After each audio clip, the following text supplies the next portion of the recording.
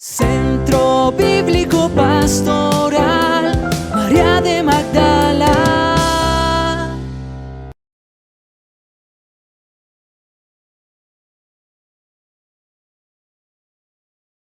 Bien, pues vamos a dar inicio con nuestra oración habitual. Es la oración de Santo Tomás para antes del estudio. En el nombre del Padre, del Hijo y del Espíritu Santo. Amén. Creador inefable, tú que eres la verdadera fuente de luz y de sabiduría y el principio supremo, dígnate infundir sobre las tinieblas de mi inteligencia el resplandor de tu claridad, apartando de mí la doble oscuridad en que he nacido, el pecado y la ignorancia. Tú que haces elocuente la lengua de los niños, educa también la mía e infunde en mis labios la gracia de tu bendición. Dame agudeza para entender, capacidad para asimilar, método y facilidad para aprender, ingenio para interpretar y gracia copiosa para hablar. Dame acierto al empezar, dirección al progresar y perfección al acabar. Tú que eres verdadero Dios y hombre, que vives y reinas por los siglos de los siglos. Amén. Que el Señor nos acompañe en este rato de encuentro con la palabra, y no solo hoy con la palabra de Dios, sino también con la doctrina que nos da la Iglesia, nuestra Madre, y que nos enseña a caminar por las vías de la misericordia. En el nombre del Padre, del Hijo y del Espíritu Santo. Amén.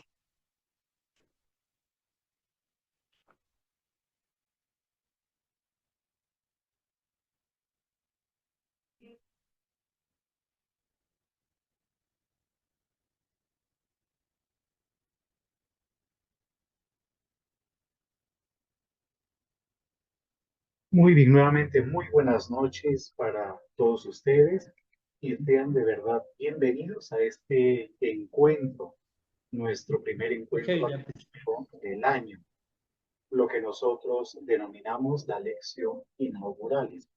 Y queremos pedirles dos favores. El primer favor es que tengan siempre los micrófonos apagados, a no ser que quieran hacer alguna intervención. Y en segundo lugar, solo para los que pueden, claro está, si también activan sus cámaras, ¿no? De tener las cámaras activadas. Esas son las dos pequeñas recomendaciones, pues, o peticiones que nosotros queremos hacer. ¿Qué cosa es una lección inaugural? Y esto lo decimos cada año, pero no está de más repetirlo. Es la lección con la que se inaugura académicamente un periodo dentro de una determinada institución, un periodo académico. Y este año, la lección inauguralis tiene como título lo que ustedes están viendo allí en la lámina: Sagrada Escritura y dimensión social del cristianismo. Entonces vamos a tratar de abordar este tema que al mismo tiempo esperamos sea un tema que nos acompaña a lo largo de este año, no para exponer lo que ya está o lo que será expuesto aquí, sino para abordar otros temas. Tenemos nosotros desde hace poco tiempo un documento en la Iglesia publicado por el Papa León XIV. No es una encíclica, es una exhortación apostólica que tiene como título Dilexit Te, he amado, ¿verdad? Sobre el amor hacia los pobres. Y está en sintonía también con un documento publicado por el Papa Francisco que tenía como título Dilexit Nos, algo similar en cuanto al título se refiere. Y este documento, si bien es cierto, no es una encíclica. Normalmente los papas cuando asumen su pontificado publican una encíclica que es la que se convierte como en una especie de plan de gobierno, pero este papa no ha publicado una encíclica, sino este documento. Y ya nos dice más o menos cuál es su motivación. Y la motivación es, evidentemente, todo lo que está en relación con el amor al prójimo y particularmente, pues, a los más. El Papa Francisco publicó cuando recién comenzó su pontificado también una exhortación apostólica, Evangelii Gaudium, o la alegría del Evangelio. Entonces, hermana Francisca nos va a compartir algo sobre este documento, que es lo que nosotros estamos teniendo en este momentito, pues como base también de nuestra reflexión. Bien, buenas noches. Entonces, ya como nos introdujo el padre William, pues nuestra reflexión del día de hoy va a tomar algunos elementos de la exhortación del Papa, pero sobre todo lo nuestro quiere ser a partir de la línea bíblica, ¿verdad? Para fundamentar pues la doctrina social para nosotros los cristianos. Ya decía el padre William ahorita que este documento, que es una exhortación, no es una encíclica, es una exhortación, pues va dirigida a todo el pueblo de Dios, lo sabemos bien, y continúa en la línea de los otros documentos emanados de la iglesia, ¿verdad? Es decir, que hacen parte del magisterio. El título es Dilexite, y creo que la mayoría de nosotros ya lo conoce o lo ha ido a nombrar, y esa palabrita o esa expresión traduce te he amado. Eso está tomado del libro del Apocalipsis en el capítulo 3, versículo 9 exactamente. Se encuentra esta expresión en la carta a la iglesia de Filadelfia y le dice, yo te he amado, ¿cierto? Yo te he amado. Lo mismo que nos va a decir a nosotros, pero te amo, pero también te pongo exigencias, diríamos, ¿cierto? Te amo, pero también te pido que estés atento a los demás. Y por eso es sobre el amor y especialmente y de manera particular hacia los más pobres, como dice el titulito que tenemos acá. ¿De dónde sale esta exhortación? Pues el Papa León XIV toma un documento que ya estaba en las manos, digamos, o que venía siendo pensado por el Papa Francisco. Es en continuidad con un documento que ya había escrito el Papa Francisco que se llamaba Dilexi Nos, ¿verdad? Y que tiene que ver sobre el amor al Señor. Para completar la otra parte, si el primer documento del Papa Francisco nos hablaba del amor al Señor, del amor a Jesucristo, este documento nos va a hablar del amor a los hermanos y de manera particular a los pobres, como para unir las dos dimensiones del amor cristiano, que es el amor a Dios sobre todas las cosas y el amor a nuestros hermanos, a nuestro prójimo. Y pues recalcando de manera particular el amor a los más pobres. Este documento fue firmado el 4 de octubre del año pasado en la festividad de San Francisco de Asís, ¿cierto? Y sigue los pasos, pues, de los predecesores del Papa León XIV. Nosotros podríamos decir, ahora vamos a dar una lista de documentos de la Iglesia que vienen a ser como las guías en esto de la doctrina social. Entonces vamos a encontrar referencias, por ejemplo, a Juan 23 con su documento de Mater Magistra. Vamos a encontrar referencias también al Papa Pablo VI con la Populorum Progressio, pero ya vamos a ver todo eso. A Juan Pablo II también con los documentos que él nos brindó, Benedicto XVI y por supuesto el Papa Francisco. Algunos titulitos, yo simplemente voy a dar como unos titulitos de lo que vamos a encontrar en este documento. Entonces, por ejemplo, se nos va a hablar de los rostros de la pobreza, continuando un poco con el magisterio latinoamericano, sobre todo con el documento de Puebla. Perdón, aquí acogemos a alguien que está tratando de entrar ya. Se nos va a hablar de las nuevas formas de pobreza y de la falta de equidad, pero también de cómo la economía se ha convertido en una dictadura que nos está matando poco a poco. Esta economía que no nos deja ser y que no nos deja ser hermanos. También se nos va a hablar de algo que ya el Papa Francisco evocaba y decía constantemente, y es que estamos entrando en una cultura o hemos entrado en una cultura del descarte. Es decir, todo hoy se puede votar, ¿cierto? Todo es desechable. El Papa empleaba la palabra descartable, ¿verdad? Todo es desechable. Eso es lo que más decimos aquí nosotros en Colombia. Y pues hay sobre todo, digamos, una élite de la sociedad que puede permitirse comprar y votar. Otros, en cambio, tenemos que reutilizar, recuperar, y pues no podemos entrar todos en esta cultura que nos lleva como a vivir superficialmente. Así que se nos invita a una transformación de la mentalidad. Esos como los temas principales. También otro tema que aborda, en continuidad también con todos los documentos de los papas anteriores, es la cuestión de la migración. ¿Sí? Cómo no podemos rechazar a los migrantes ni cerrarles la puerta. También aborda de manera particular el tema de la mujer, la violencia, la exclusión de la mujer. Así que si entramos, que pues hoy no vamos a tener tiempo de recorrer este documento y ya lo hemos hecho quizás en otras oportunidades, si entramos para leerlo, pues vamos a encontrar un llamado muy fuerte a nosotros, los cristianos, a pensarnos en el término de misericordia. ¿Qué es realmente la misericordia? De eso vamos a tratar de hablar nosotros también a partir de los textos bíblicos.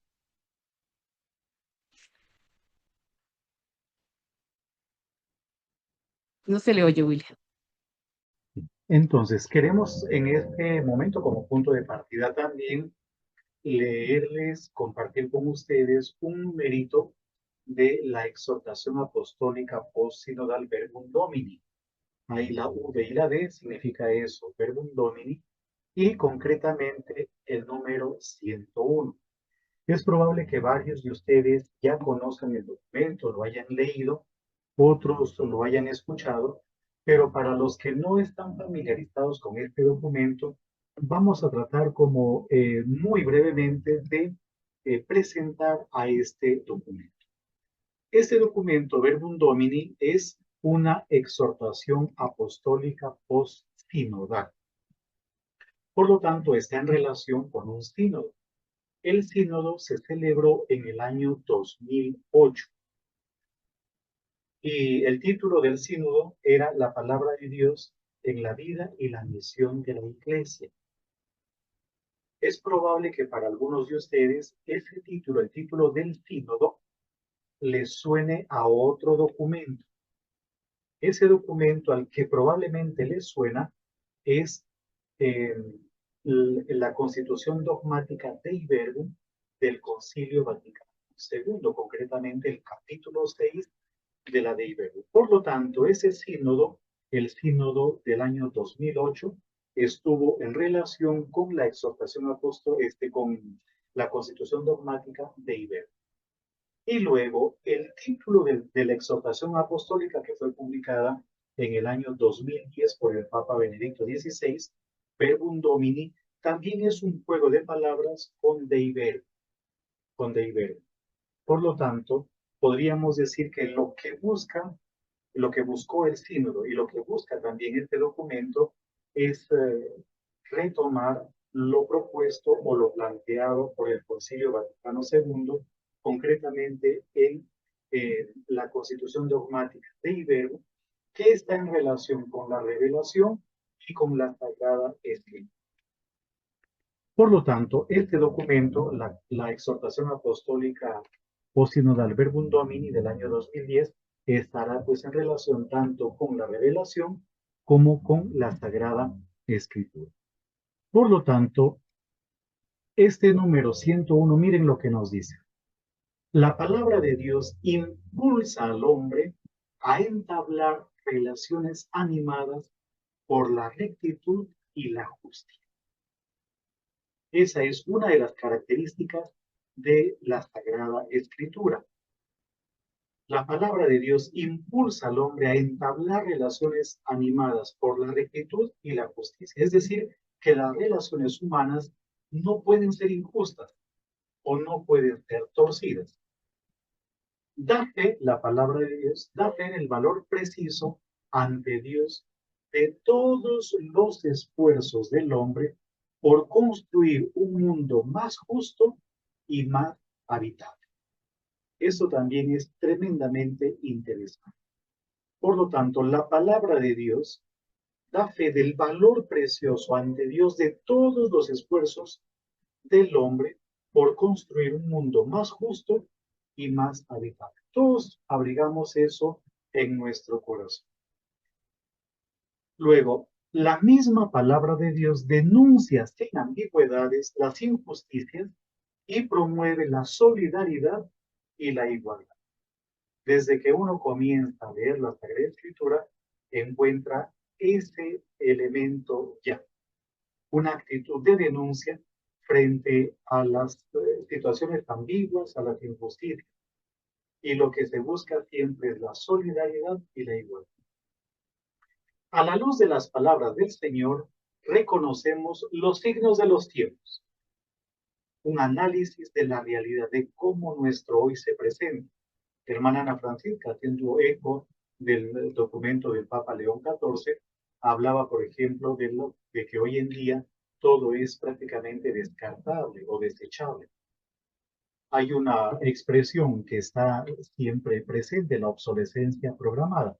Uno compra un pantalón y ese pantalón está hecho para que dure un determinado número de lavadas. A mí me regalaron una ropita, pues, el año pasado. 3 lavadas después ya no tenía color, ya estaba totalmente deteriorado.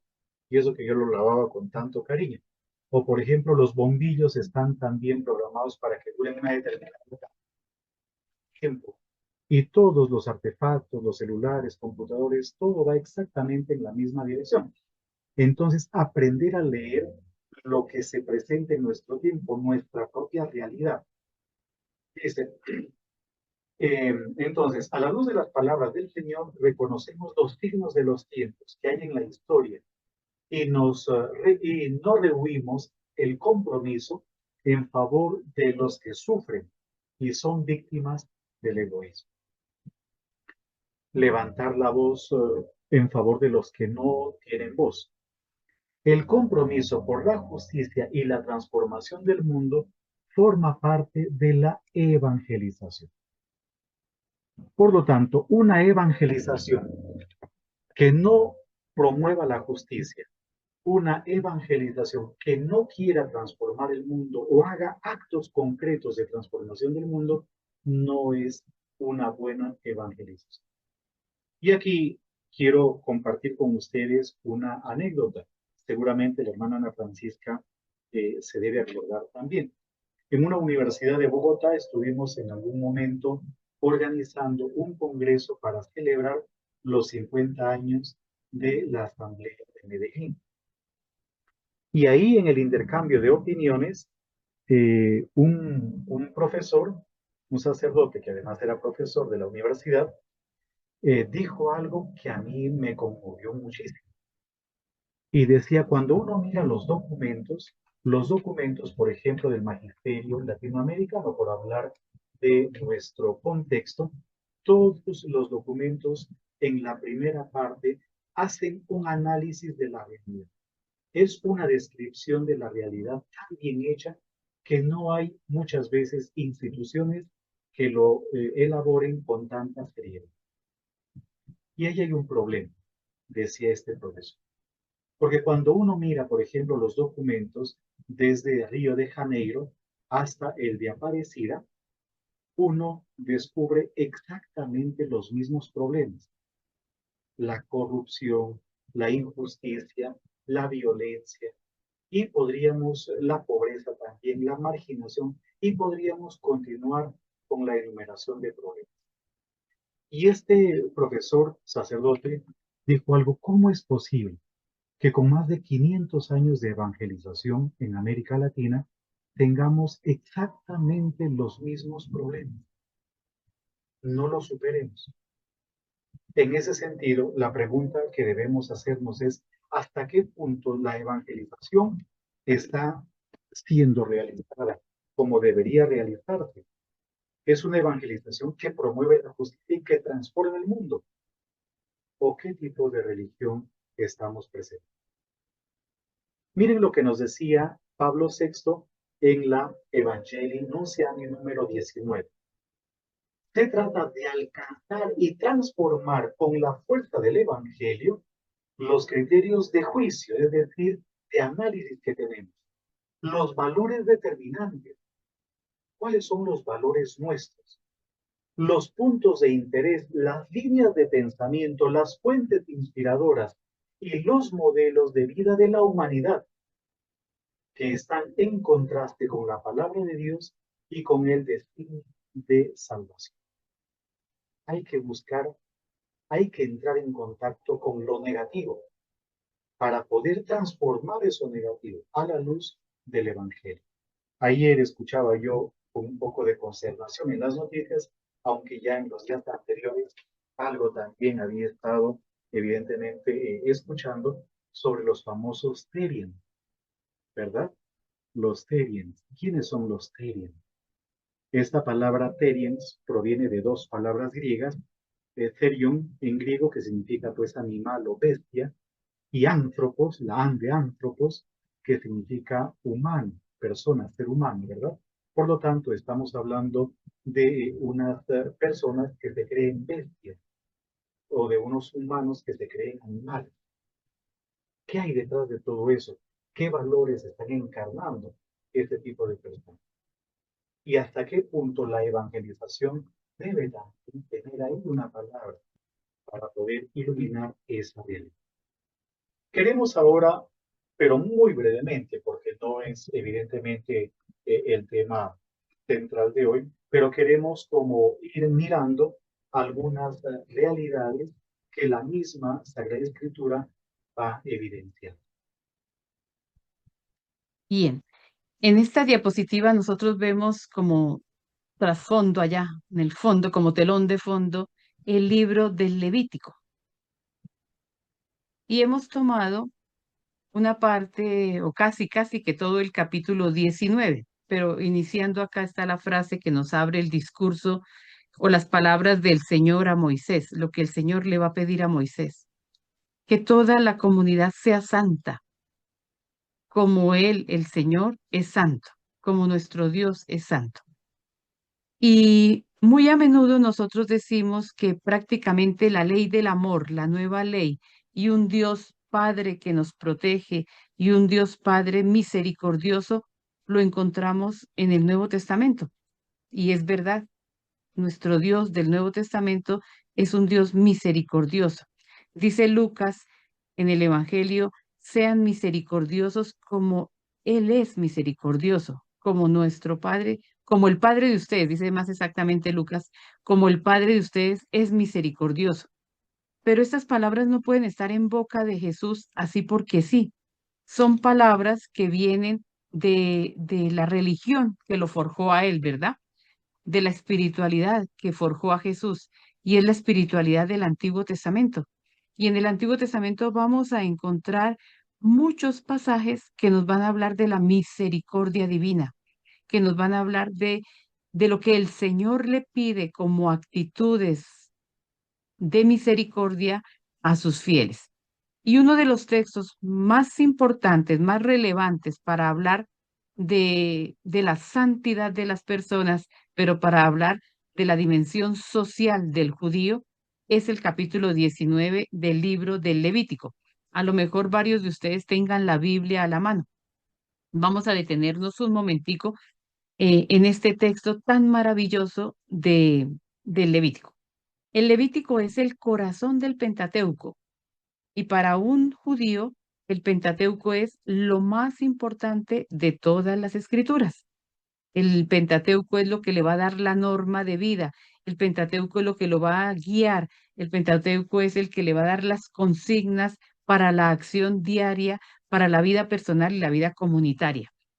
Así que en el corazón del Pentateuco encontramos el Levítico y en el corazón del Levítico prácticamente encontramos este capítulo 19. Es como que está formando el centro de la ley para el judío. Y dice que sean santos porque yo, el Señor, su Dios, soy santo. Esta frase ya es una frase muy fuerte, porque eso quiere decir que podemos caminar tras los pasos de nuestro Dios, que podemos parecernos a Dios, que podemos ser como Dios. Y luego va a venir o va a ir desglosando cuáles son esas, digamos, esas actitudes o esa manera de ser nuestra que nos lleva a la santidad. Y si bien es cierto que le va a dedicar unos versículos, sobre todo, digamos aquí el que sea el 4 y el 5, que son más de rango o de tinte cultural. Los otros versículos son todos digamos, de deberes en favor de los seres humanos, ¿sí? De cómo comportarnos con los otros. Porque si yo quiero ser santa como Dios es santo, yo tengo que respetar al otro y favorecer siempre al más vulnerable, favorecer siempre al más pobre, al más necesitado. Entonces vamos a leer unos versículos de acá para que podamos comprobar que esta joya, ¿cierto? De normas sociales está inserta en el corazón de la Torá, en el corazón del Pentateuco. El versículo 9 dice: cuando llegue el tiempo de la cosecha, no recojas hasta el último grano de tu campo, ni vuelvas a buscar las espigas que han quedado. Tampoco sacarás hasta el último racimo de tu viña, ni recogerás las uvas caídas. Se lo dejarás al pobre y al emigrante. Yo soy el Señor su Dios. Fíjense que ya aquí hay algo. Nosotros no somos dueños ni podemos ser solamente quienes aprovechen todo lo que nuestra cosecha va a dar. Hay siempre que dejar un pedazo para el más pobre. No hay que recoger hasta el último grano. No hay que acabar hasta con la última uva. Hay que siempre pensar en el necesitado, en el emigrante y en el pobre. No robarán ni defraudarán ni engañarán a ninguno de su pueblo.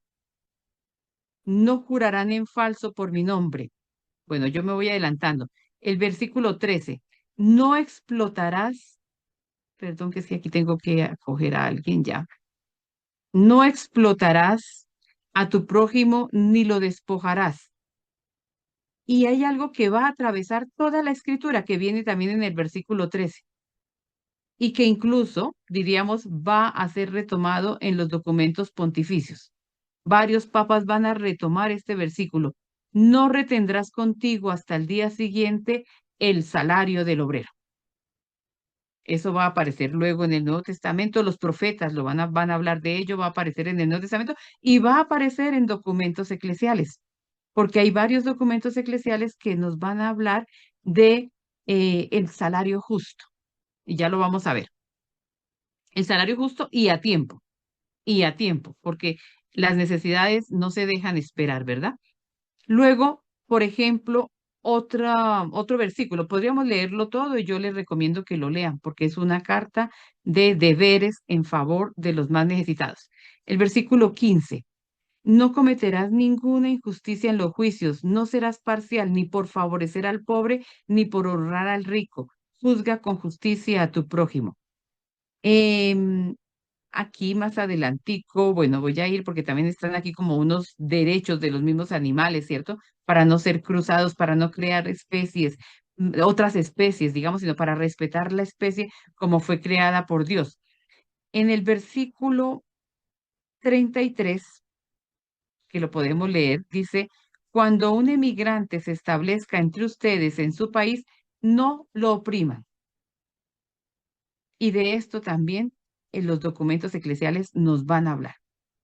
¿Cómo favorecemos, cómo acogemos a los migrantes?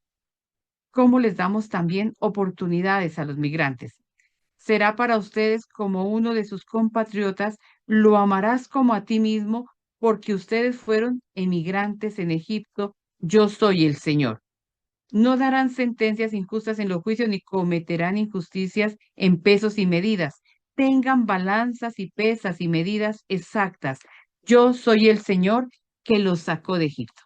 Así que digamos que nosotros no tendríamos necesidad de más textos. El capítulo 19 del Levítico nos dice cómo debemos comportarnos en favor de los demás. Y eso es ser santos.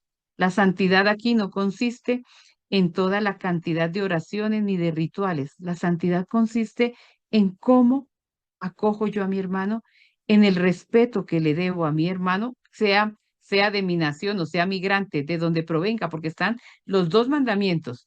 Uno donde dice que amarás a tu prójimo como a ti mismo en el versículo 18, Pero en el versículo 35 me va a decir, perdón, en el versículo 33 me va a decir que también tengo que amar al migrante. O sea, aquel que no es ni de mi grupo social, ni de mi raza, ni de mi pueblo, pero que también merece mi acogida y mi amor, ¿cierto? Y mi misericordia. Bien, no me voy a alargar aquí porque aquí habría muchísimo para seguir conversando, pero no me alargo más. Podríamos también tomar en este momentito otro texto del Antiguo Testamento, en este momento, pues, en esta ocasión, de el profeta Amós, capítulo 5. Hemos colocado solamente aquí el versículo 24. ¿Y por qué hemos escogido el profeta Amós?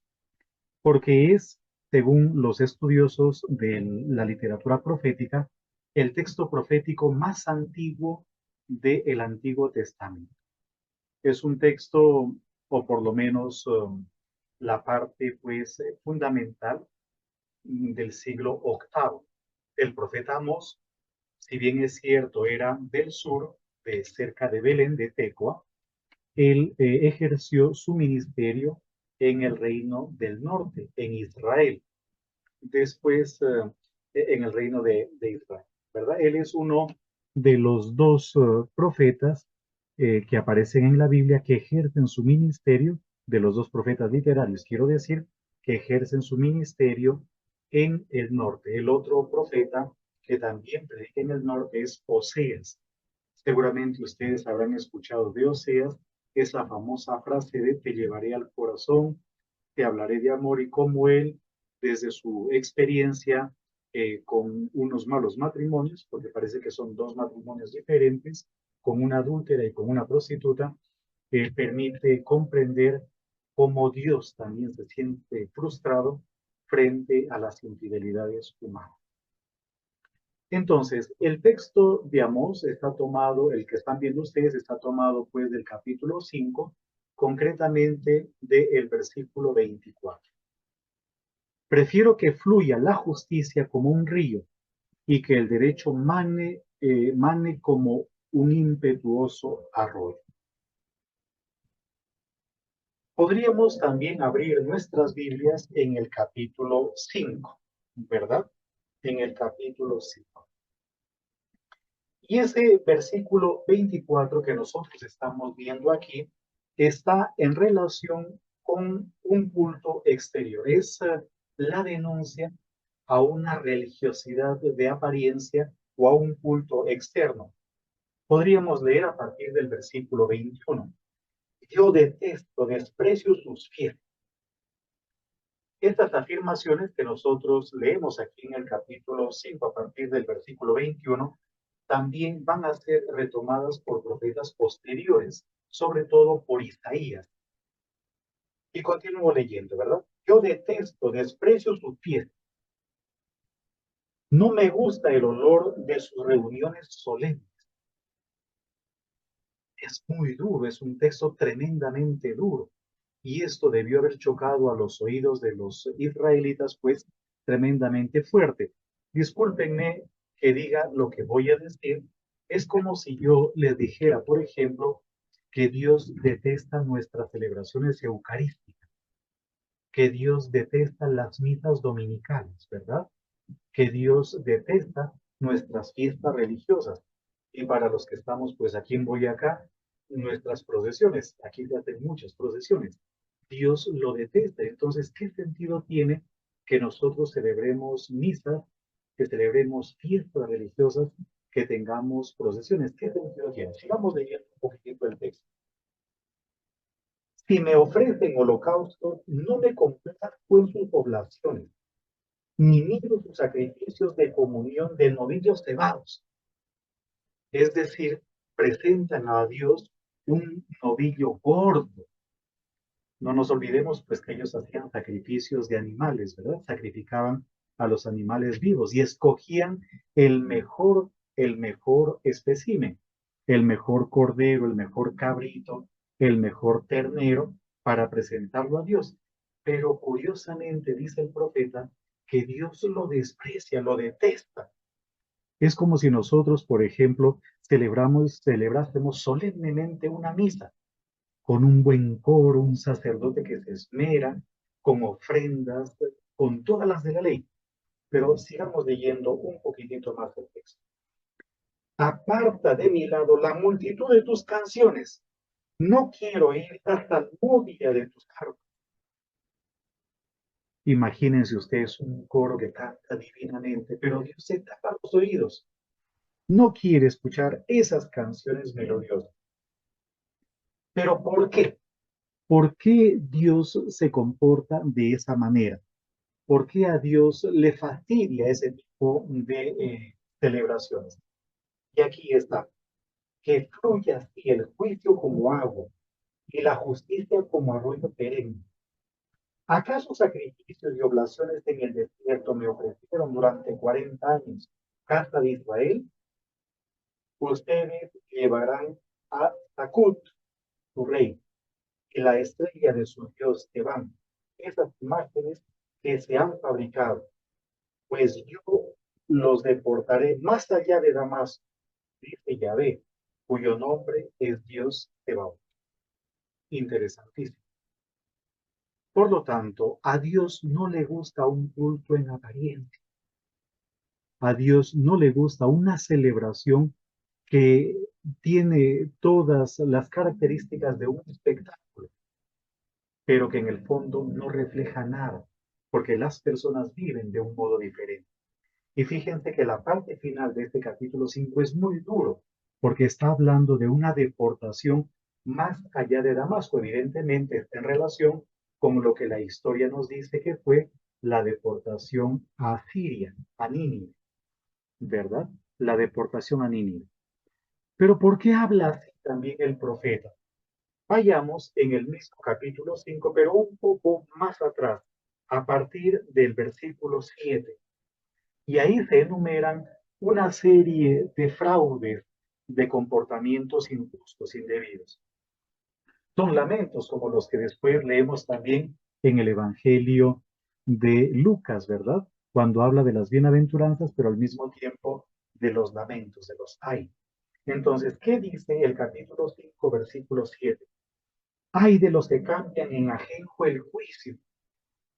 El ajenjo es una planta amarga. Entonces, el juicio, es decir, el derecho, lo vuelven amargo. Como cuando, por ejemplo, una persona va a un tribunal, esta persona tiene toda la razón, pero no le dan la razón, sino le dan la razón al agresor. Aparentemente es como un premio al que se porta mal. Entonces, hay de los que cambian en ajenjo el juicio. Lo que debería ser derecho lo tuercen, lo vuelven amargo. Y tiran por tierra la justicia. Detestan al censor en la puerta y aborrecen al que habla con sinceridad. Y continúa, pues bien, ya que ustedes pisotean al débil y cobran de él tributo de grano, imagínense el tributo de lo más básico para comer, pues le cobran tributo, impuestos. Casas de sillares han construido, pero no las habitan. Una vez más, una especie de amenaza, una amenaza que tiene que ver evidentemente con lo que después va a suceder, la deportación a Siria. Y continúa, ¿verdad? Eh, Viñas selectas han plantado, pero no beberán su vino, pues yo sé que son muchas sus rebeldías y graves sus pecados, opresores del justo, que aceptan soborno y atropellan a los pobres en la puerta.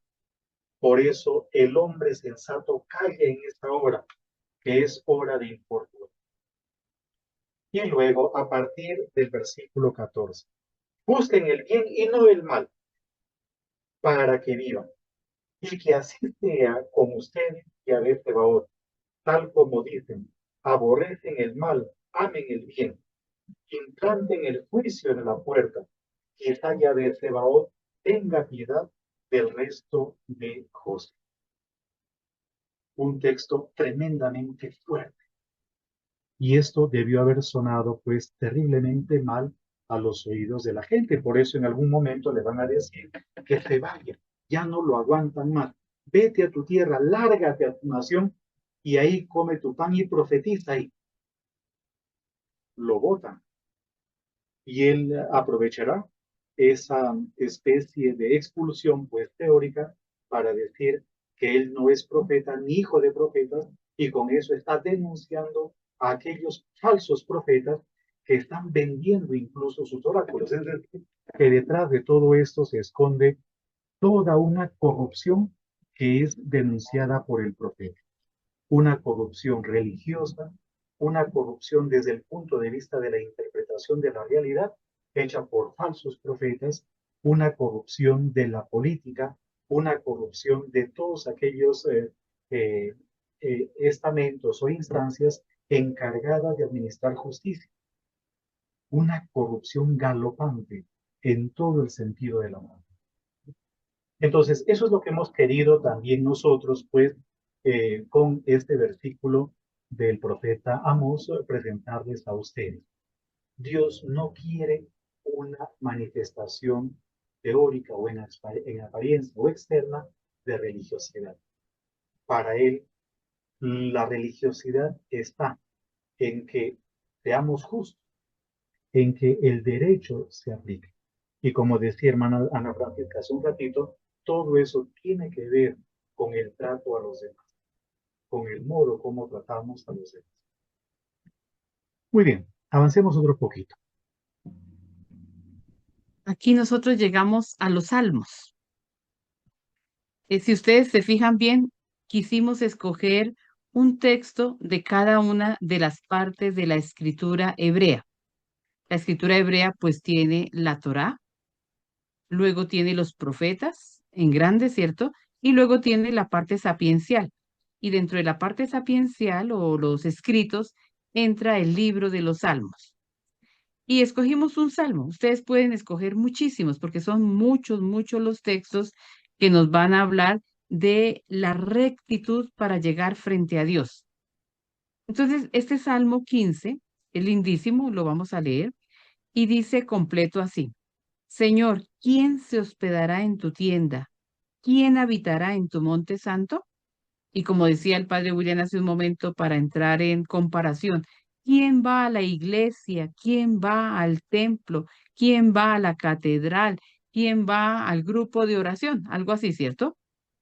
Es quién, el que procede honradamente y practica la rectitud, el que dice de corazón la verdad y no calumnia con su lengua, no hace mal al prójimo ni difama a su vecino, el que mira con desprecio al réprobo y honra a los que respetan al Señor, el que no se retracta aún jurando en su perjuicio, no presta dinero a usura, ni acepta el soborno contra el inocente.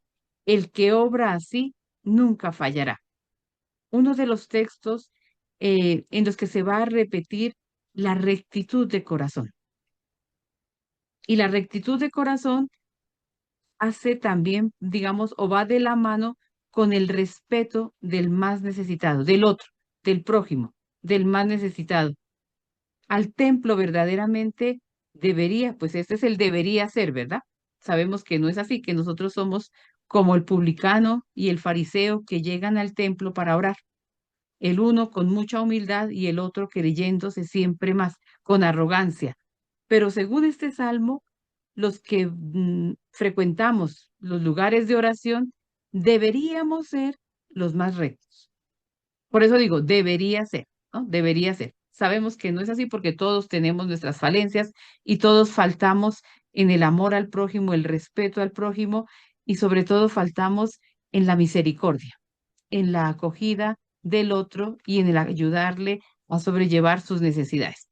Entonces, con este capítulo 15 o este Salmo 15, cerramos esta partecita que tiene que ver con el Antiguo Testamento. Escogimos 3 momentos.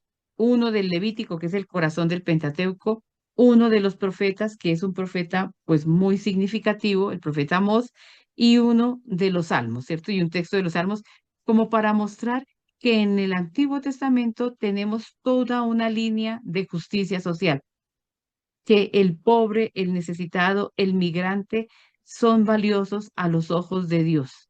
Todos somos valiosos a los ojos de Dios, pero de manera particular, los más vulnerables son valiosos a sus ojos.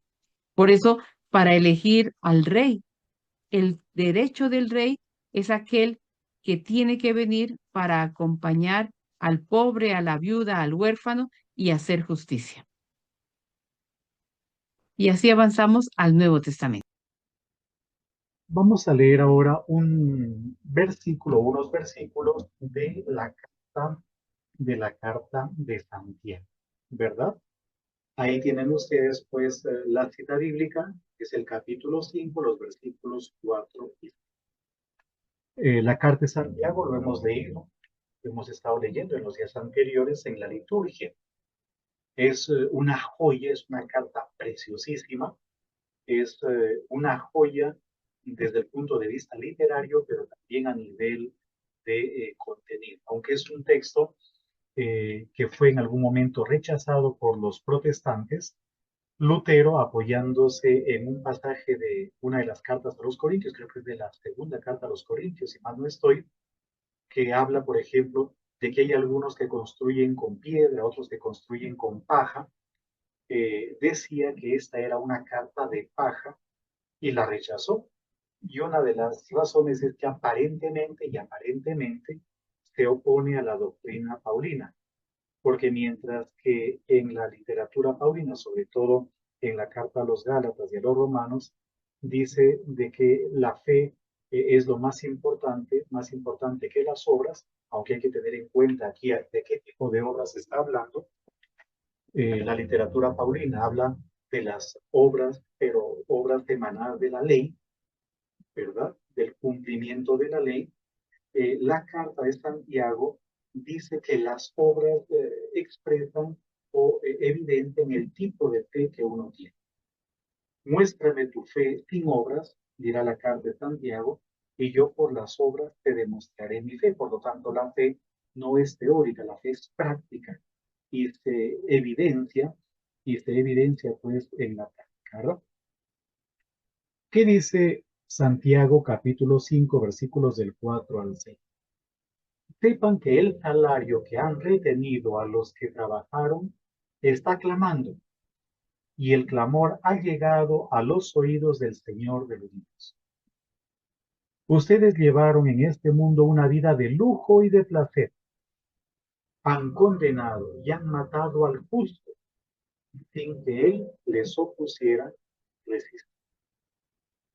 Esta es una carta que hay que leerla también sin prejuicios y tratando de entender lo que el autor realmente quiere expresar.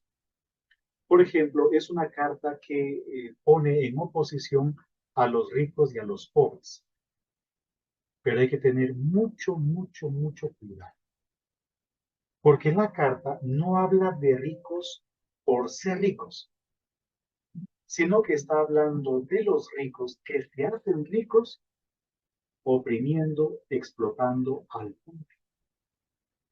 Por lo tanto, no es una carta en contra de los ricos, sino en contra de aquellos corruptos que se aprovechan de los demás para llenar sus propias arcas, tal como el texto lo está diciendo aquí. Ahora, este texto es tremendamente diciente, muy característico, porque es un eco de un texto del Antiguo Testamento, concretamente del libro del Génesis, capítulo 4, si mal no estoy. Es decir, cuando Caín mata a su hermano Abel. Cuando Caín mata a Abel, Dios se dirige a Caín, le habla a Caín y le dice, ¿dónde está tu hermano? ¿Verdad? Y Caín dice, pues yo qué sé, acaso guardián de mi hermano. Y Dios le responde a Caín diciéndole, la sangre de tu hermano ha clamado hacia mí. Por lo tanto, esa actitud de Caín para con Abel, es decir, ese homicidio llevado a cabo por Caín en contra de su hermano Abel, es el que hace también todo aquel que no paga, no solamente el salario justo, sino el que no paga a los jornaleros. Por eso dicen, sepan que el salario que han retenido a los trabajadores está clamando. Es como la sangre de Abel que clama a Dios. Pero aquí es el salario, porque el hecho de no pagar o no pagar lo que se debe pagar equivale a cometer homicidio. Y el clamor ha llegado a los oídos del Señor del universo. Ustedes llevaron en este mundo una vida de lujo y de placer. Es toda una crítica también a un enriquecimiento solo para esta vida, sin tener en cuenta de que somos seres trascendentes y de que esta vida no se acaba con la muerte, sino que va más allá. Por lo tanto, cuando uno solamente piensa en el aquí y en el ahora, comete todo tipo de crímenes. Entonces, este es un documento muy fuerte, aunque los anteriores también ya nos han mostrado que lo son, pero es muy fuerte desde la perspectiva social. Va en sintonía con lo dicho en el Antiguo Testamento. Y dice, han condenado y han matado al justo, sin que él les opusiera resistir. No hay forma muchas veces de resistir. No hay manera de resistir. Yo vi una película, les recomiendo, y estoy pensando en algún momento proyectar esta película también, pues aquí en la parroquia de Venta Quemada, se llama La dictadura perfecta. Es una película de una tetralogía de un cineasta mexicano, Luis Estrada, y en La dictadura perfecta se ve cómo los medios de comunicación manipulan la información. Al que es bueno lo hacen ver culpable, al que es culpable lo hacen ver como bueno. Muchas veces no hay manera de hacer o de decir algo. Uno simplemente pareciera que está sometido a un engranaje de corrupción del que no se puede literalmente. Entonces miren la fuerza de este texto. No pagar el salario correctamente o quedarse con el salario ajeno equivale a cometer homicidio, a matar al otro.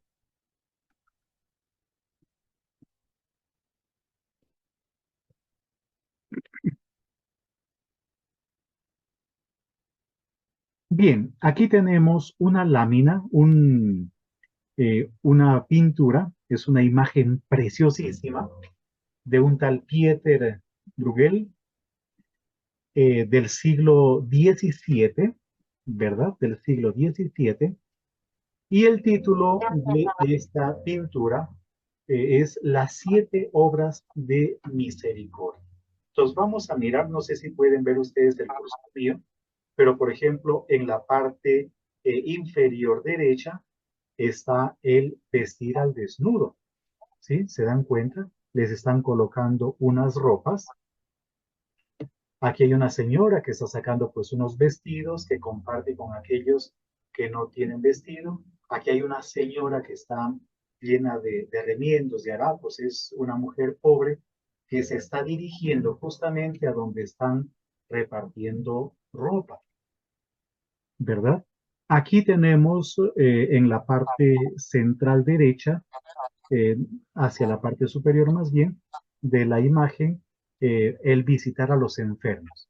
¿No? Hay una persona que está postrada en cama y van a visitar a un enfermo. Luego, más o menos en la parte central superior, está el acoger o dar posada a los peregrinos, ¿no? Aquí fíjense que hay unos caminantes con sus bastones, pues, que es el símbolo del peregrino, y son acogidos por este buen hombre. Un poquito más hacia la izquierda, en la parte superior, están llevando un ataúd, enterrar a los muertos, ¿verdad? En la parte superior izquierda están visitando a unos que se encuentran con los pies en el suelo. ¿Se dan cuenta? Tienen las piernas atrapadas por el cepo, es decir, que estos que están contra la pared son presos y aquí arriba en la ventana se ven otros presos más. Visitar a los presos, a los encarcelados.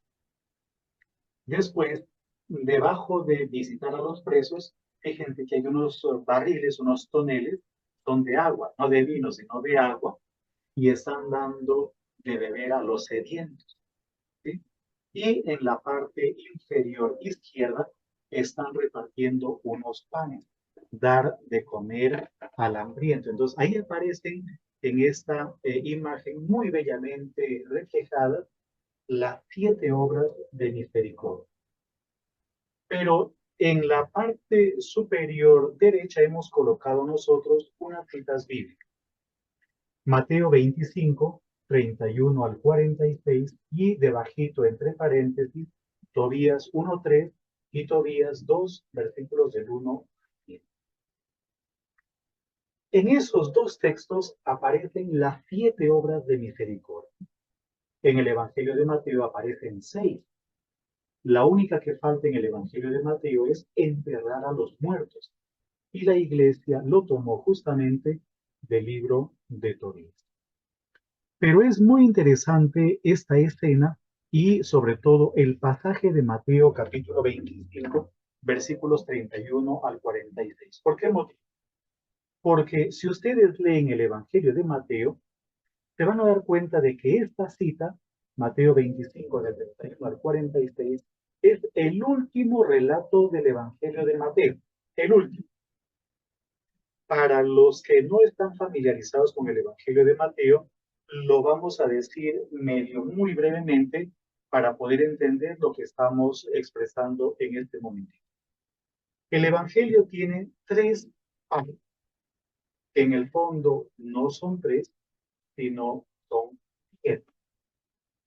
No es que les estemos confundiendo, pero vamos a tratar de clarificar un poquitito esto que les acabo de mencionar. La primera parte del Evangelio es lo que normalmente conocemos como los relatos de la infancia, capítulos 1 y capítulo 2. Y la última parte del Evangelio son los relatos de la pasión, capítulos 26, 27 y 28. Y luego en el medio tenemos una gran parte que va desde el capítulo 3 hasta el capítulo 25-46, como están viendo ustedes en la cita expresada aquí. Pero esta parte no es una unidad, sino que el autor ha querido dividir toda esa sección desde el capítulo 3 hasta el 25 en 5 partes. Por lo tanto, es un Pentateuco. Entonces, de ahí vienen las 7 partes que les estamos mencionando. Es decir, podríamos hablar de 3 partes, los relatos de la infancia, luego el gran Pentateuco, luego los relatos de la pasión, o podemos hablar de 7 partes, es decir, los relatos de la infancia, más los 5 libros o el Pentateuco, más los relatos de la pasión. Ojalá que no les esté generando algún tipo de confusión lo que estamos mencionando. Lo decimos con la mayor sencillez del mundo. Pues el último relato del Pentateuco es este de acá. Y dice el texto, yo lo digo más o menos de memoria, ustedes pueden corroborar pues el relato en sus Biblias. El texto dice más o menos lo siguiente, ¿no?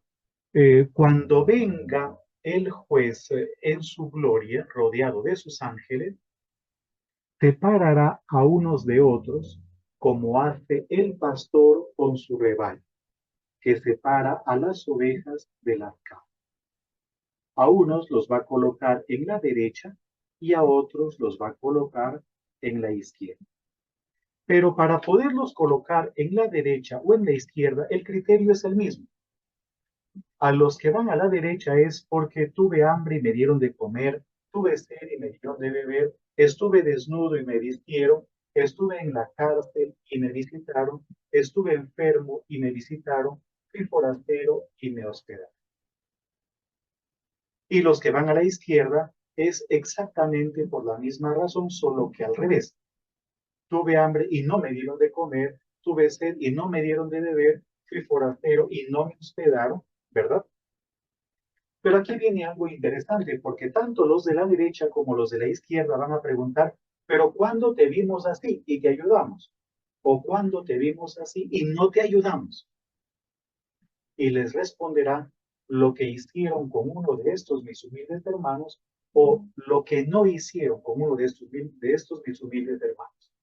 ¿Lo hicieron conmigo o no lo hicieron conmigo? Esta es una genialidad del autor del Evangelio de Mateo.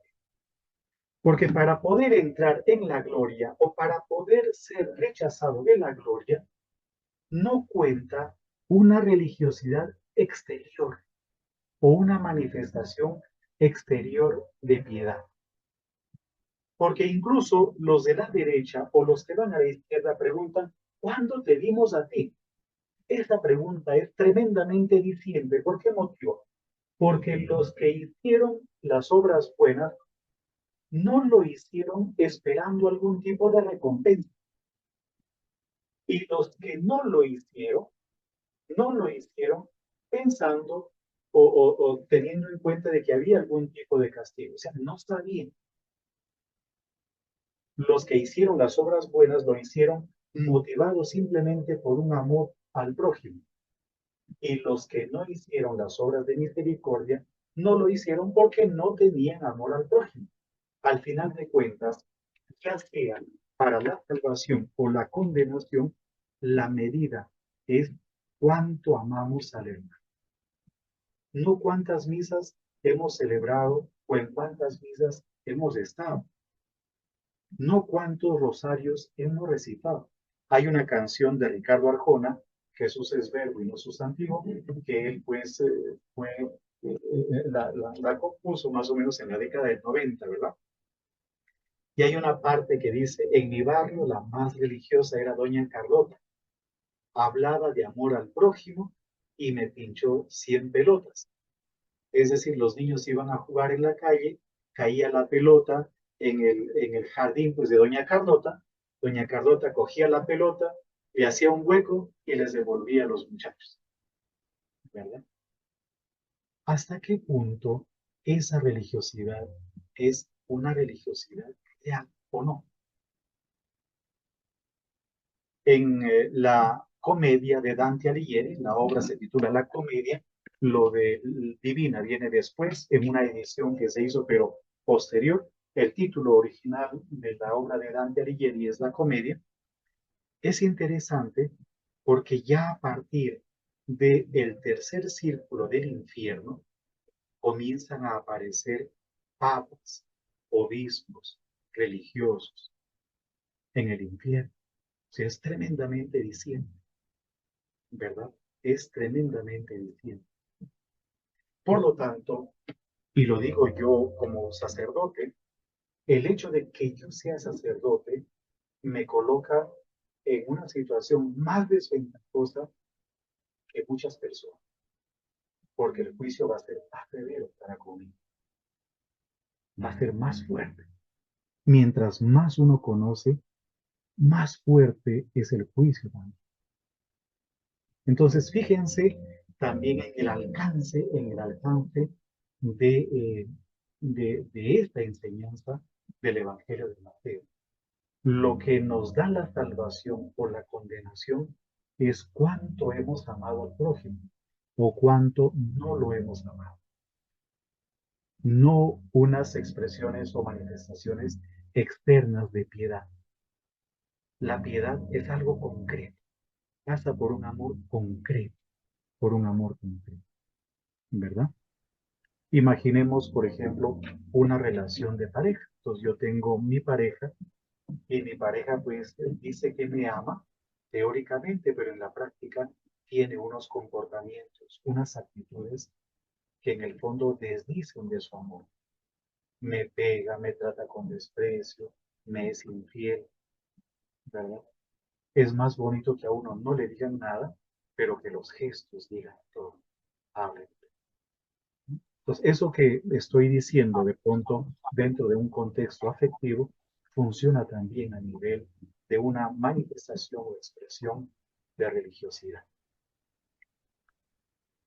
Aquí vamos a leer un texto de San Juan Crisóstomo. En la Dilexite de nuestro Papa León XIV, en el capítulo 3 dice lo siguiente: una iglesia para los pobres, y en el numeral 37 bueno, nos va a hablar de la verdadera riqueza de la iglesia, que son los pobres, pero en el numeral 39 nos va a hacer un llamado para que oigamos a los padres de la iglesia, qué nos dicen los padres de la iglesia sobre la atención a los pobres, a los más vulnerables.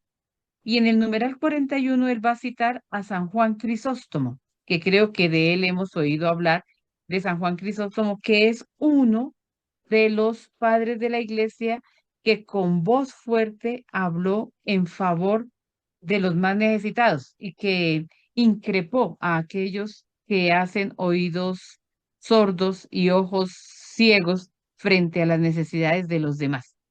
Entonces, San Juan Crisóstomo, el que llamamos Boca de Oro, ¿verdad?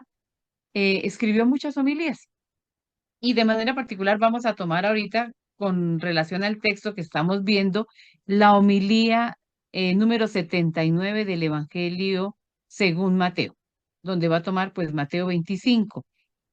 San Juan Crisóstomo es del siglo IV, tengámoslo presente, porque vamos a escuchar algo muy lindo de lo que él nos va a decir. Está en relación con lo que dice el padre William, pero hay algo que es clave aquí en lo que él va a decir. Dice lo siguiente, voy a leer. Y separará los unos de los otros, como el pastor a sus ovejas. Ahora no están los hombres separados, sino todos mezclados, mas entonces se hará la separación con extremo cuidado. Y por de pronto, por el lugar que cada porción ocupa, da el Señor a entender lo que son. Luego, por los nombres que les pone, manifiesta la diversa calidad, pues a uno los llama ovejas y a otros cabritos. Cabritos para indicar la inutilidad, ovejas para significar el mucho provecho. Ninguna utilidad producen en efecto los cabritos. Bueno, eso es lo que él nos dice, ¿no? Los cabritos. Mucho provecho, en cambio, sacamos de las ovejas, la lana, la leche, las crías, de todo lo cual carece el cabrito. Ahora bien, los animales tienen de la naturaleza ser inútiles o provechosos, mas en los hombres depende de su libre albedrío. ¿Sí? Un animal puede ser inútil o provechoso, pero nosotros podemos escoger. O somos inútiles o somos provechosos. De ahí que en estos unos son castigados y otros premiados. Sin embargo, el Señor no los castiga hasta haberse justificado ante ellos. De ahí que después de colocarlos a la izquierda, les dirige sus acusaciones. Ellos le responden humildemente, pero ya no les sirve para nada. Y con mucha razón, pues descuidaron una cosa en que tanto empeño tiene el Señor. En verdad, los profetas mismos no hacían sino repetirles en todos los tonos, misericordia quiero y no sacrificios. Moisés, su legislador, por todos los medios, por obras, por palabras, trataba de inducirlos a la práctica de la misma misericordia. Y la misma naturaleza es maestra de esta virtud. Notad, sin embargo, cómo ellos no faltan a una o dos de sus obras, sino a todas. Porque no solo no dieron de comer al hambriento ni vistieron al desnudo, sino que ni siquiera visitaron al enfermo, con ser tan fácil. Y advertir también qué ligeras cosas manda. Porque no dijo, y aquí yo quiero que pongamos mucha atención, porque el Señor no dijo, estuve en la cárcel y me librasteis, enfermo y me curasteis, sino que dijo, estuve enfermo y me visitasteis, en la cárcel y me vinisteis a ver. Ni siquiera en dar de comer al hambriento mandó nada pesado, pues no pretende que pongamos una mesa suntuosa, sino lo necesario para el sustento y lo pretende con figura lastimera. Pues yo podría seguir leyendo, pero me voy a quedar acá. Y me llama la atención a mí, cuando leí la homilía, sobre todo esto. Yo no te pedí que visitaras al enfermo y lo sanaras. Yo no te pedí que fueras a ver al prisionero y lo liberaras, que ojalá lo pudiéramos hacer, sanar y liberar. Yo solo te pedí que lo visitaras. Creo que a veces son los pequeños gestos. Y de eso nos está hablando San Juan Crisóstomo. Yo solo te pido es que los visites, que estés cercano. Tampoco te pido que des grandes manjares, pero que estés atento a aquel que no tiene algo que comer. Tampoco que vistas a los demás con grandes ropajes. No, pero que entregues algo que el otro necesita para vestirse. Así que la lectura de los padres de la iglesia también nos ayuda a hacer vida el llamado a la justicia social. Y avancemos, William. Vamos a leer ahora un texto de la Suma Teológica de Santo Tomás de Aquino, ¿verdad? Es una obra pues estructurada en tres partes, la prima pars, la segunda pars y la tercia pars. Pero la segunda parte está dividida en dos, la prima secunda y la segunda secunde, ¿no? Después pueden ustedes de pronto profundizar un poquitito más sobre esta obra de Santo Tomás de Aquino. Entonces, el texto que les traemos está tomado de la segunda secunde, y en la segunda secunde, de las cuestiones 23 a la 46, aborda lo relacionado con la caridad. Pero nosotros vamos a leer solamente la cuestión 32, pero no toda la cuestión 32 que está en relación con la limosna, sino la respuesta a la objeción número 2. La objeción número 2 se plantea la siguiente pregunta. ¿Es adecuada la división de clases de limosna? Entonces, es aquí en donde Santo Tomás nos dice lo siguiente. Hay que decir, la división de la limosna propuesta está fundada con razón sobre la diversidad de deficiencias que hay en el prójimo. Es decir, él va a hablar de limosna para lo que nosotros denominamos obras de misericordia. Podríamos cambiar, si quieren, la palabra limosna por obras de misericordia. Las obras de misericordia son entendidas por Santo Tomás de Aquino como limosnas. Y dice lo siguiente. Algunas se refieren al alma. Algunas limosnas u obras de misericordia se refieren al alma. Y esas son las que llamamos limosnas espirituales. O nosotros podríamos llamar también las obras de misericordia espirituales, que las hemos aprendido en el catecismo. ¿Cuáles son las obras de misericordia espiritual? Dar un consejo al que ha de menester, corregir al que hierra, soportar con paciencia a los que nos molestan, ¿verdad? Entre otras cosas más. Son 7 también.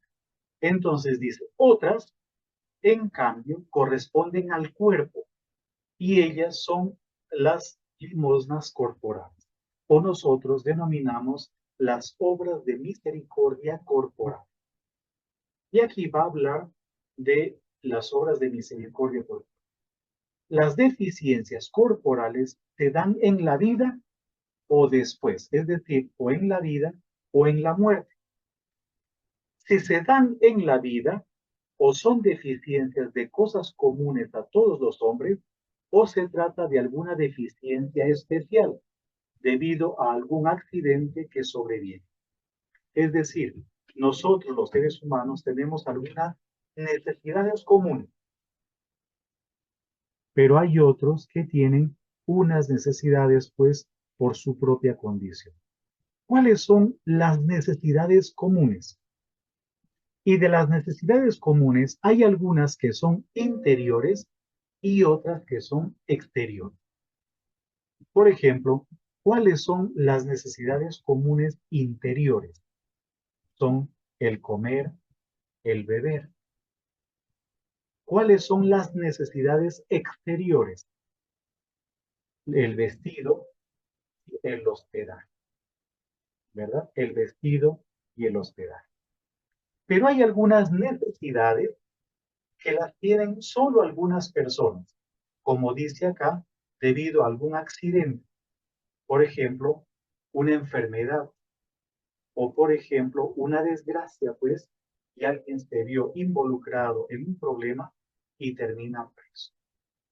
Bonito, ¿verdad? Es interesante la manera como Santo Tomás de Aquino sintetiza lo relacionado o lo referente a las obras de misericordia. Y hay una necesidad que sobreviene después de la muerte. Yo estoy muerto, no puedo sepultarme. Entonces dependo de otro. Dependo de otro. ¿verdad? Y ahí está lo de enterrar a los muertos. Entonces, miren la hermosa manera pues, de presentar las obras de misericordia corporales, que llama limosnas corporales, por parte de Santo Tomás de Aquino. Y ahora vamos a entrar, estamos ya en el tramo final de nuestro encuentro y vamos a poner las bases de lo que queremos sea durante este año de una u otra forma abordar. Queremos presentarles a Gioacchino Vincenzo Raffaele Luigi Pecci. Seguramente el nombre no nos dice nada, pues este hombre nació el 2 de marzo de 1810 y murió el 20 de julio de 1900. Podríamos decir que él despidió el siglo XIX y acogió el siglo XX, un cambio de siglo, ¿verdad? Un cambio de siglo.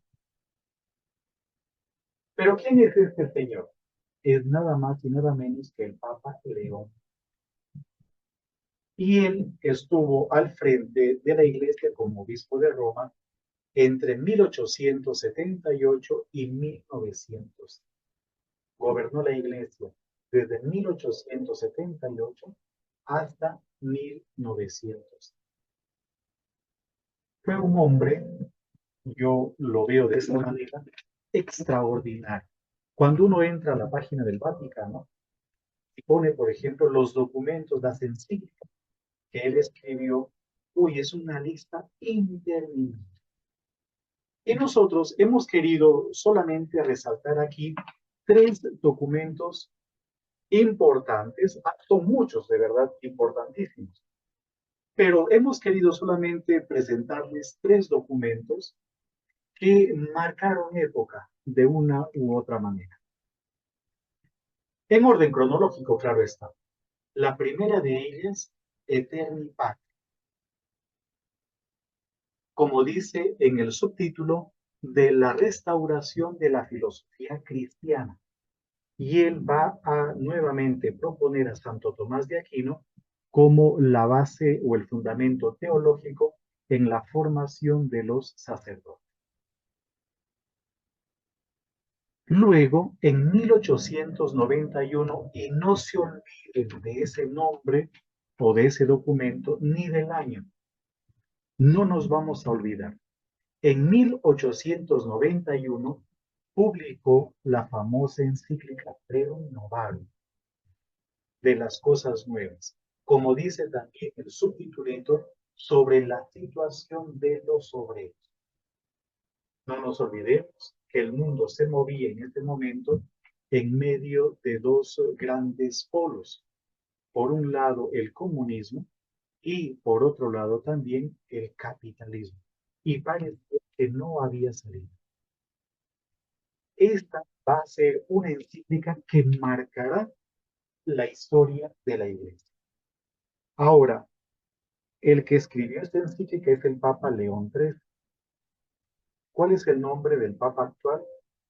León XIV, ¿verdad? ¿No será que hay algo también aquí? Y luego, algo importantísimo para nosotros es que en 1893 publicó la encíclica Providentificus Deus sobre el estudio de la Sagrada Escritura en la Iglesia. Y podríamos decir que con esta encíclica se abren las puertas del estudio académico para los cristianos católicos en la Iglesia. Hasta ese momento era difícil y parecía que acercarse a las Sagradas Escrituras no era importante, o el que estar en contacto con las Sagradas Escrituras parecía más un protestante o tenía vocación de protestante más que de católico. Pues no. Entonces, este es un documento extraordinario. Fue un hombre claro, muy visionario. Entonces, vamos a recordar la encíclica del medio, Rerum Novarum, y el año 1891. Avanzamos un poquito. Ahí está. Aquí tenemos un elenco de encíclicas, pero no nos generemos ninguna confusión. Ahí está, en primer lugar, 1891, el Papa León XIII publicó la encíclica Rerum Novarum sobre la situación de los obreros, sobre la situación del mundo que en ese momento se movía en medio de esos dos polos que les hemos manifestado. Ahora, el año es importantísimo. 1931, es decir, 40 años después. Por eso la encíclica de 1931 tiene como título Cuadragésimo año, 40 años después. 40 años después ¿de qué? De la encíclica Rerum Novarum. Por lo tanto, 1891 se va a convertir en un referente para hablar del pensamiento social dentro de la iglesia. Pero no es que la doctrina social de la iglesia comience con el Papa León XIII en 1891, no, eso no es así. Ya hemos leído más temprano unos textos tanto del Antiguo Testamento como del Nuevo Testamento que abordan en cierto modo la cuestión social, lo que tiene que ver con la justicia, con el salario, lo que tiene que ver con el amor al prójimo, la denuncia de todo aquello que no está bueno, la denuncia de actos corruptos como tal. Pero como pensamiento, 1891 juega un papel fundamental. 1961, ¿cuántos años después? Estamos hablando de 70 años después, ¿no es cierto? Los años son importantísimos. El Papa Juan XXIII publicó la encíclica Mater et Magister, es decir, Madre y Maestro. Describe el subdesarrollo y la falta de solidaridad en el mundo. ¿Sí? Es decir, lo que aparece ahí en letras negras no es la síntesis del documento. El documento aborda mucho más temas, o los documentos abordan muchos más temas, sino es simplemente una pequeña pincelada del documento medio para orientarnos un poquitito. 1963. Pacem in Terris, también de Juan XXIII. Bueno, no está en relación con el uno, ¿verdad? Pero es el contexto de la proliferación de las armas nucleares y de los derechos humanos. No nos olvidemos que el mundo acababa de salir de dos guerras mundiales. La primera fue de 1914 a 1918, la segunda de 1939 a 1945. Y 1945, aunque ya un poco antes, el mundo conoció el poder de las bombas atómicas. La Segunda Guerra Mundial se acabó, entre otras cosas, por las dos explosiones atómicas eh, mm, realizadas pues, en guerra en el Japón, tanto en Hiroshima como en Nagasaki, ¿verdad? Luego, en 1965, hay un documento del Concilio Vaticano II. Es la Gaudium et Spes, sobre el papel de la Iglesia en el mundo actual. ¿Cuál es la función del mundo? ¿Qué tiene que hacer la Iglesia en el mundo actual? Solamente celebrar misas. Hay seguramente personas que ustedes deben haber escuchado que dicen que la Iglesia no debe meterse en política, que la Iglesia no debe decir nada. Es decir, la Iglesia debe estar solamente circunscrita a un ámbito netamente religioso. Y no es así. Definitivamente no es así. Luego, en 1967, y acuérdense también de ese año, 1967, el Papa Pablo VI publicó una encíclica que va a marcar época. Todas estas encíclicas van en sintonía con el pensamiento social de la Iglesia. Ahora, no son los únicos documentos, hay muchos más documentos. Por ejemplo, durante la Segunda Guerra Mundial, Pío XII no publicó encíclicas sociales, pero sí hay radiomensajes. Hay otro tipo de documentos sociales. Entonces, no pensemos que son los únicos documentos sociales. Y otros documentos, otras encíclicas, entre comillas, no están dentro del magisterio de la doctrina social de la Iglesia, también tienen elementos sociales. Entonces, no nos limitemos solo a estos documentos. Pero ¿qué cosa es lo que dirá el Papa Pablo VI en este documento, que aborda lo relacionado con el progreso y el desarrollo de los pueblos? ¿Cómo entender el progreso o desarrollo de los pueblos? Y dirá, entre otras tantas cosas, que es pasar de situaciones injustas a situaciones más justas. Así es como se ve si una sociedad está desarrollándose o no. Luego, en 1971, el Papa Pablo VI publica Octogésima Tenis, hasta los nombres son muy dicientes, es decir, 80 años después. ¿80 años después de qué? De la Rerum Novarum.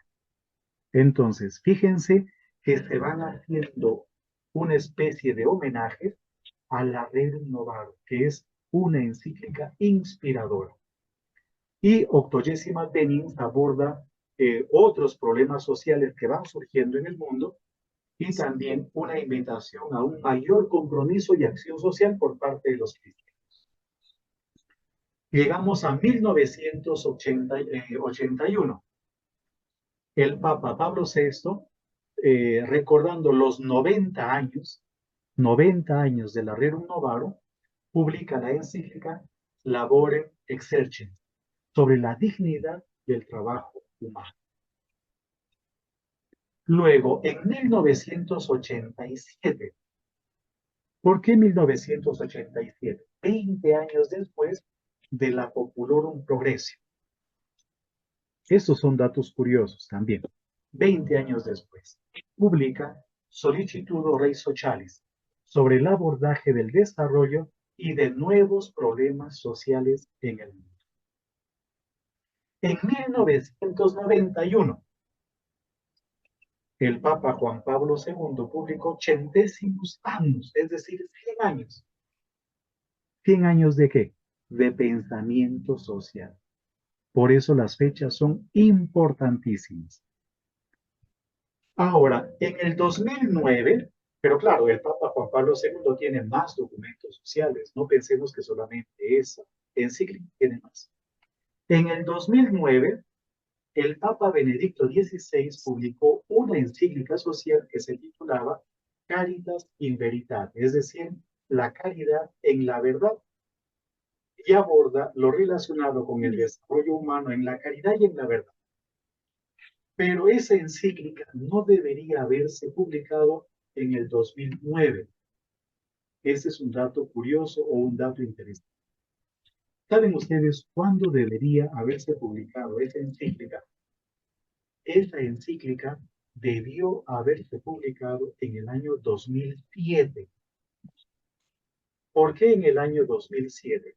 Porque el Papa Benedicto XVI quería hacer un homenaje a la encíclica Populorum Progressio del Papa Pablo VI. Es decir, ¿a los cuántos años? ¿No? A los 40 años de la Populorum Progressio.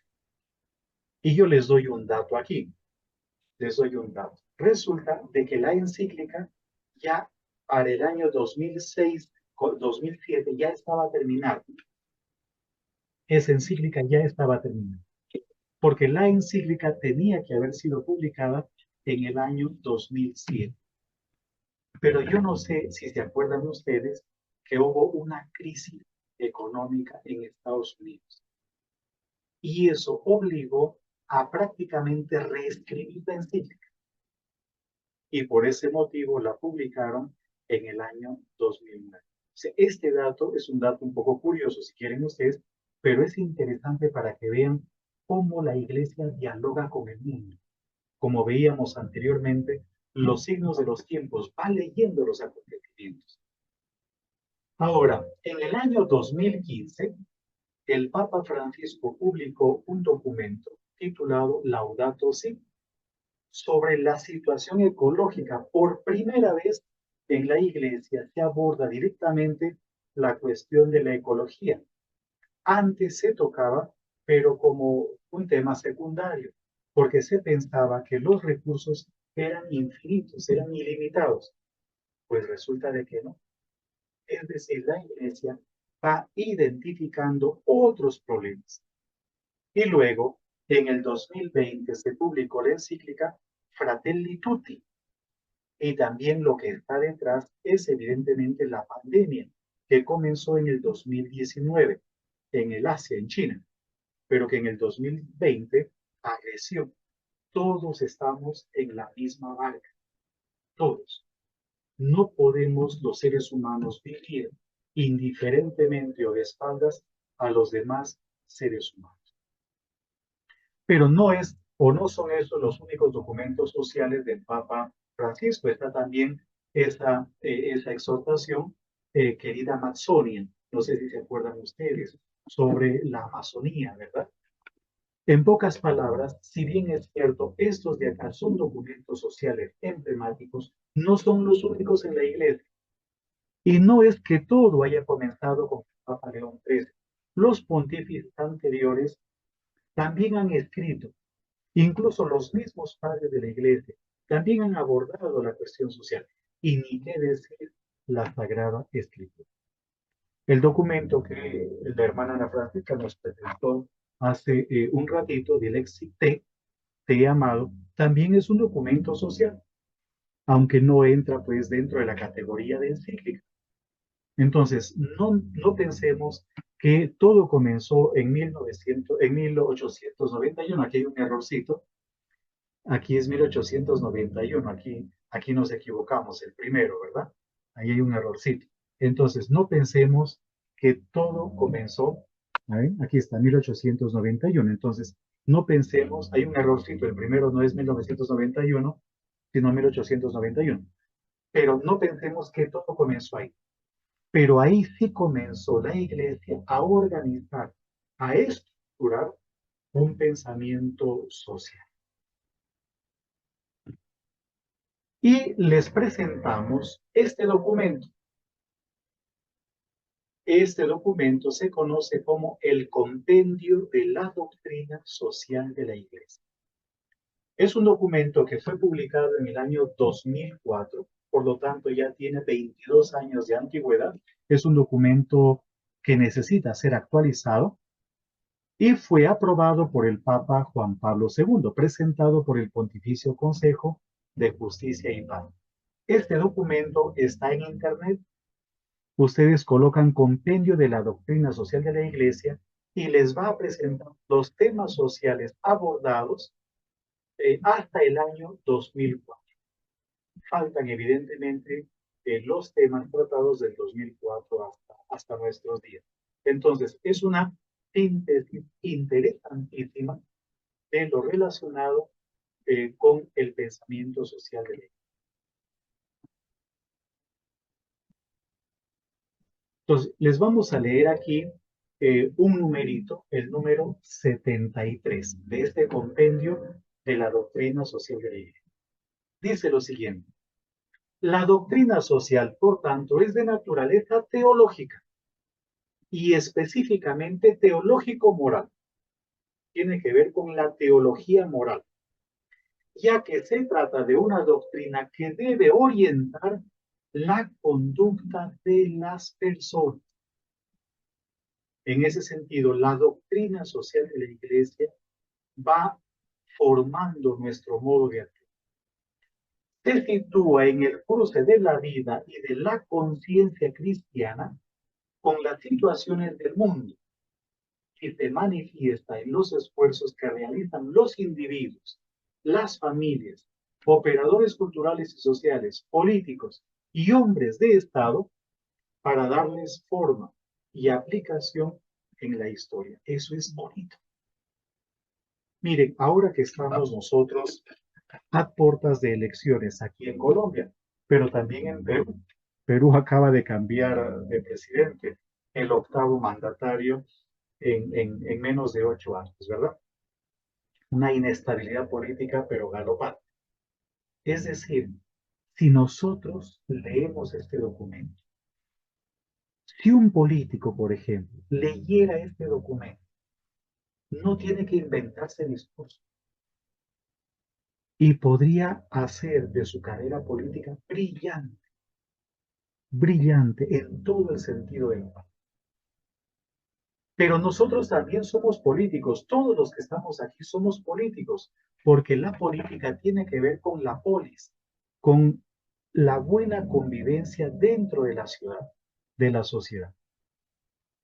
Miren, repito nuevamente, se sitúa en el cruce de la vida y de la conciencia cristiana con las situaciones del mundo, es decir, cómo mi conciencia y mi vida afronta la situación del mundo. ¿Y qué más dice? Y se manifiesta en los esfuerzos que realizan individuos. Cada uno de ustedes quiere ser mejor y hacer de la sociedad mejor. Lo mismo que los políticos, los hombres de Estado, un presidente, los ministros, todos quieren un mundo mejor. Por lo tanto, la doctrina social de la Iglesia, como su nombre lo indica, son unas enseñanzas que esperan ser concretadas o materializadas. La doctrina social refleja, de hecho, los tres niveles de la enseñanza teológico-moral. El nivel fundante de las motivaciones. ¿Qué fundamenta mis motivaciones? Yo estoy motivado a algo, pero esas motivaciones que tengo, ¿qué fundamento tienen? A nivel directivo, ¿cómo yo dirijo mis acciones? ¿Verdad? Y luego, a nivel deliberativo de la conciencia, analizar interiormente. Y luego, dice más adelante, estos tres niveles definen implícitamente también el método propio y la estructura epistemológica específica de la doctrina social de la Iglesia. Por lo tanto, en síntesis, como dice este número 73, tiene que ver primero con la teología, es teología moral, luego tiene que ver con las motivaciones que uno tiene, la manera como dirige y al mismo tiempo los juicios para poder analizar distintas situaciones. Avancemos otro poquitito más. Si la doctrina social de la Iglesia pertenece a la teología moral, ¿cómo entender la teología? Pero antes de cómo entender la teología, unos pequeños datos nada más. ¿Cuáles son las fuentes de la teología? ¿Dónde se apoya la teología? Porque nos dice que el compendio que la doctrina social es teología y sobre todo teología moral. Pero ¿dónde se fundamenta la teología? Pues la teología tiene como fuentes la escritura y la tradición. La escritura y la tradición. Por lo tanto, no existe una teología sin la Biblia y no existe una teología sin la tradición. ¿Pero qué es la Biblia? Aquí tenemos nosotros unas partecitas extraídas de la Dei Verbum, de los números 9 y 24 respectivamente. Es la palabra de Dios en cuanto escrita por inspiración del Espíritu Santo. Por eso la escritura debe ser el alma de la teología, aunque esa frase no es de la Dei Verbum, sino que el que la pronunció en primer lugar fue el Papa León XIII y aparece en la Providentissimus Deus, ese documento del que ya les hablamos hace un ratito también. Solo que la Dei Verbum retoma esa afirmación. Es la base de las afirmaciones teológicas. Por eso la exégesis hace posible una profundización y un rejuvenecimiento de la teología.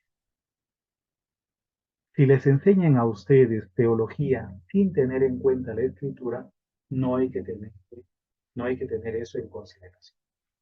Y por otro lado está la tradición de la Iglesia, que refleja la vida intelectual, orante y litúrgica de la Iglesia. La hermana nos leyó la homilía, por ejemplo, de San Juan Crisóstomo, una joya. Es la palabra de Dios no escrita y está formada por un conjunto de testimonios, a veces eclesiales, que dan razón de la fe en la iglesia. Y nosotros los cristianos aquí estamos también recibiendo como herencia la experiencia judía, porque los judíos tienen la Torá escrita y la Torá oral, la ley escrita y la ley oral. Lo mismo también nosotros tenemos la escritura y la tradición. Ahora, lo que dice la ley Verbum 9, la tradición y la escritura están estrechamente unidas y emanan de la misma fuente, de Dios que se revela. La iglesia no saca exclusivamente de la escritura la certeza de lo revelado, sino que la tradición también recibe la palabra de Dios encomendada por Cristo y el Espíritu Santo a los apóstoles para que ellos la conserven, expongan y difundan. ¿Dónde podemos nosotros también encontrar la tradición? Por ejemplo, en los escritos de los padres de la iglesia, las actas de los mártires, en los autores místicos, ¿verdad? También en las enseñanzas de los obispos, en la legislación canónica, en el sentir de los fieles, lo que se conoce como el sensus fidelium, cuando todos los fieles tienen un mismo sentir. Pero también hay que tener en cuenta el magisterio auténtico, la enseñanza oficial de la iglesia por medio de personas, pues, designadas para ello, básicamente los obispos, ¿sí? Los obispos. Saltémonos un poquito esto de acá. Nos decía el compendio de la doctrina social de la iglesia que la doctrina social pertenece a la teología moral. No hay un consenso entre los estudiosos de la teología sobre cómo se debe estructurar la teología. Por lo tanto, les colocamos estas dos estructuraciones, esta lámina y la que viene a continuación. Normalmente, ¿cómo se define la teología o cómo se divide más bien? La teología fundamental, que es la disciplina que muestra la factibilidad de la revelación. Luego, las disciplinas histórico-bíblicas, ahí está la historia y las ciencias bíblicas. Luego, la teología sistemática, y ahí tenemos la teología dogmática, la teología moral, la teología espiritual, y finalmente la teología práctica, la liturgia, el derecho canónico, teología pastoral. Esta es una división de la teología. Según esta división, la teología moral forma parte de la teología sistemática y la doctrina social de la Iglesia estaría formando parte de la teología moral y obviamente de la teología sistemática. Pero hay otros autores que nos presentan otra estructuración de la teología, que es esta de acá. Igual teología fundamental, luego la teología bíblica o las ciencias bíblicas, luego la teología histórica, historia de la iglesia, historia de los dogmas, historia de las instituciones y del derecho, la patrología, historia de la liturgia, historia de la espiritualidad, historia y ecumenismo, todo lo que tiene que ver con historia. Luego la teología dogmática, cristología, mariología, antropología, creación y escatología, Dios unitrino, eclesiología, neumatología, y finalmente teología práctica y espiritual, ética y moral, pastoral y catequesis, liturgia y derecho canónico. Por lo tanto, según esta otra estructuración, la teología moral formaría parte de la teología práctica y ahí estaría evidentemente la doctrina social de la Iglesia o el pensamiento social de la Iglesia. Vamos a ver ahora otro numerito más y ya vamos a ir como terminando. Este está tomado del compendio de la doctrina social de la Iglesia, concretamente del número 74. La doctrina social halla su fundamento esencial en la revelación bíblica y en la tradición de la Iglesia. Ya lo hemos dicho anteriormente, simplemente lo reiteramos. Como la doctrina social de la Iglesia es teología, forma parte de la teología moral, las enseñanzas no están desprovistas de las afirmaciones que encontramos en la Biblia y en la tradición, aunque también se apoya en las ciencias humanas. Sigo leyendo. De esta fuente que viene de lo alto, obtiene la inspiración y la luz para comprender, juzgar y orientar la experiencia humana y la historia. En primer lugar, y por encima de todo, está el proyecto de Dios sobre la creación, y en particular sobre la vida y el destino del hombre, llamado a la comunión trinitaria. La fe que acoge la palabra divina y la pone en práctica interacciona eficazmente con la razón.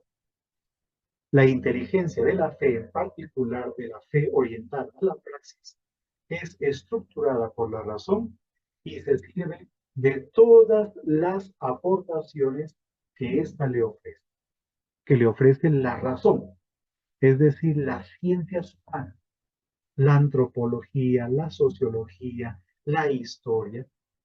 También la doctrina social en cuanto a saber aplicado a la contingencia y a la historicidad de la praxis, conjuga a la vez fides et ratio, la fe y la razón, y es expresión elocuente de su fecunda relación. En síntesis, la doctrina social de la Iglesia se apoya en la Sagrada Escritura, en la tradición, pero también en todo lo que la razón va evidenciando, va mostrando. Las enseñanzas de las ciencias humanas también son tenidas aquí en consideración. Entonces, cuando uno lee, por ejemplo, los documentos, uno nota que detrás hay especialistas. No pensemos, por favor, no seamos ingenuos en este sentido, de que los papas escriben los documentos. No lo escriben. Hay equipos de gente tremendamente especializada detrás de cada documento. Yo tuve un profesor jesuita que ya murió, un mexicano, un tipo brillante, Carlos Ignacio González. Y él, por ejemplo, estuvo en el equipo que escribió la Centésimos Santos del Papa Juan Pablo II. Y él nos contaba a nosotros que era un equipo tremendamente selecto de intelectuales, los que hacían los documentos. Y el Papa, evidentemente, lo que hace es firmar, pero los pontífices también dicen más o menos cuál debe ser la orientación. Y ellos se apropian de ese documento hecho por especialistas. Por eso leer esos documentos es fundamental para entender el pensamiento de la Iglesia y obviamente saber cómo actuar como cristianos. Esa es ya la última laminita. Entonces, la enseñanza social en la Iglesia Católica, siguiendo el ejemplo y cumplimiento del mandato de Cristo, ha mantenido constantemente en alto la antorcha de la caridad y la lucha por la justicia. La enseñanza social de la Iglesia se origina del encuentro del mensaje evangélico y al mismo tiempo los problemas que vemos en el mundo. Las cuestiones que de este modo se ponen en evidencia llegan a ser materia de reflexión moral. Tiene que ver con el comportamiento humano, ¿verdad? Y luego dice, y debe confrontarse todos los días con diversas situaciones de miseria y sobre todo con los problemas determinados por la aparición y desarrollo del fenómeno de la industrialización y de los sistemas socioeconómicos cada vez más injustos. ¿Somos cristianos de verdad o solo en apariencia? El Evangelio es aquel que marca nuestra conducta. O por el contrario, nosotros vamos en una dirección un determinado o unos determinados días de la semana y el resto del tiempo actuamos en una dirección diferente. Somos nosotros de pronto pasibles de las denuncias de los profetas, de una religiosidad vacía y al mismo tiempo personas condenables porque nuestro trato es injusto, es incorrecto, ¿o no? En fin, como ya se dan cuenta ustedes, los temas de reflexión son abundantes y nuestro compromiso con el mundo es concreto.